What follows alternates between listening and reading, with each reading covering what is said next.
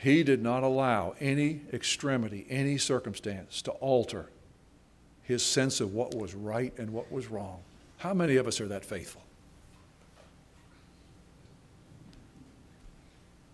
Kind of quiet, isn't it?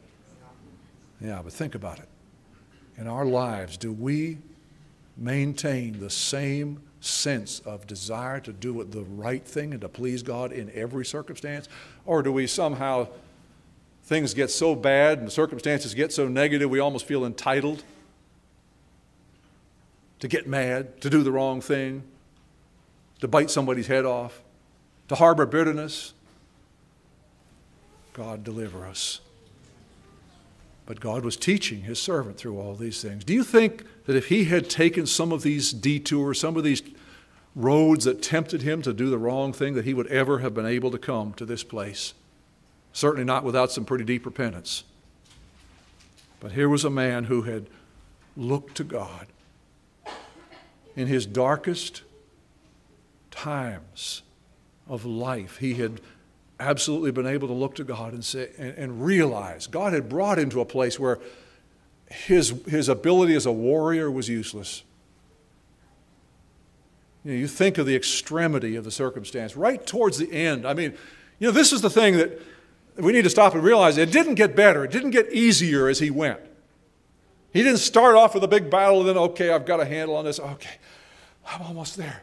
I got a handle on it now. It got worse. He had battles, and then they got worse, bigger battles. Then he got bigger battles, and he got bigger battles. And the closer he got to the throne, can you see what's really going on here? Do you see the devil is just getting more and more angry and more frustrated that he can't bring this man down?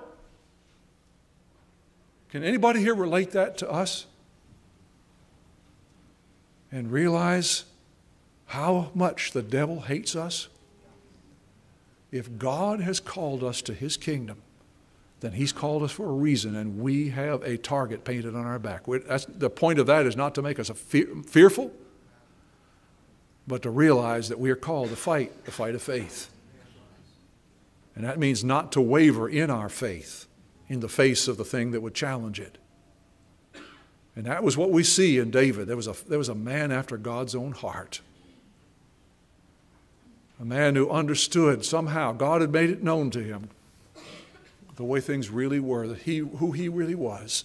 He was the God of Israel. He had a love for his people. And he viewed David and he viewed the people of Israel the way a shepherd, a loving, kind, good shepherd, sees his sheep. Someone who just longs to protect and to watch over and to care. And he saw his own relationship to the Lord, but he saw himself as that sheep that desperately needed the shepherd, that didn't dare to try to move in himself, didn't dare to take matters in his own hands. There was such a sense of righteousness in David that even when the thing was really over, so far as Saul was concerned, Saul was dead. The man this foreigner comes running up to David thinking that he's going to get some kind of reward because the enemy is dead. He saw him so wounded that he took a sword or a spear, whatever it was, and finished the job. And David was so aghast that any human being would dare to raise his hand against God's anointed. He had the man killed. I mean, right up to that point, that sense of righteousness was there in his heart. God help us to have our eyes so fixed on his kingdom and his righteousness that nothing moves us, nothing shakes us, nothing causes us to compromise with the enemy. But I see in my own heart and my own life, I see the enemy just trying to oppress, and I feel it getting stronger. Do anybody here feel that? Yeah. It's not getting better, it's getting stronger. Well, what does that tell us? Frankly, it tells me the devil is not happy. In fact, it tells me the devil is afraid. This devil that we're fighting against understands that Jesus is Lord. He understands that he was defeated at the cross and he's scared to death that we'll find that out.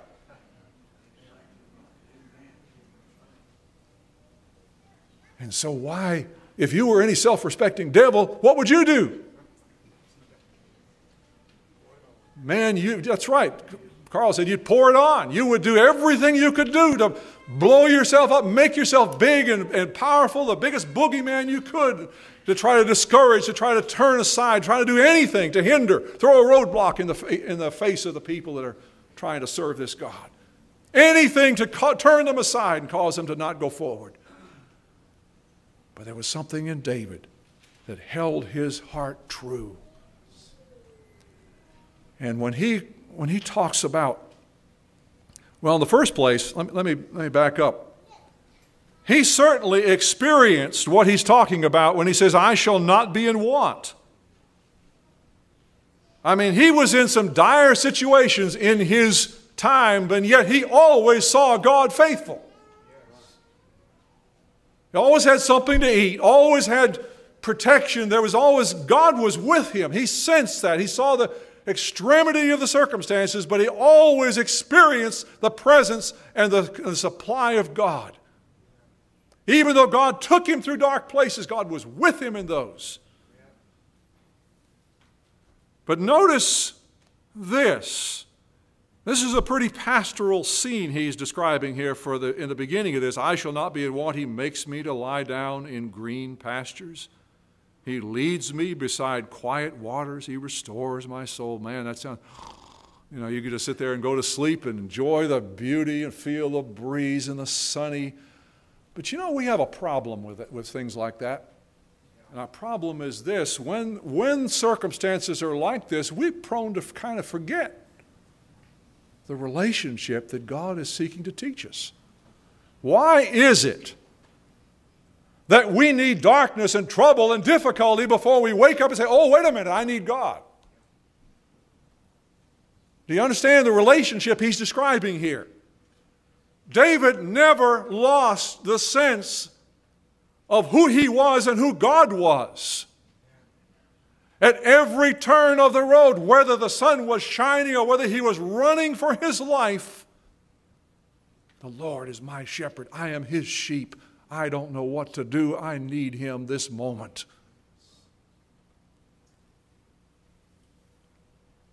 As I say, how easy is it for us when the pastures are green and the waters are quiet and the sun is shining and the breeze is blowing, to just feel like we can handle things. And then when trouble comes, we go into emergency mode.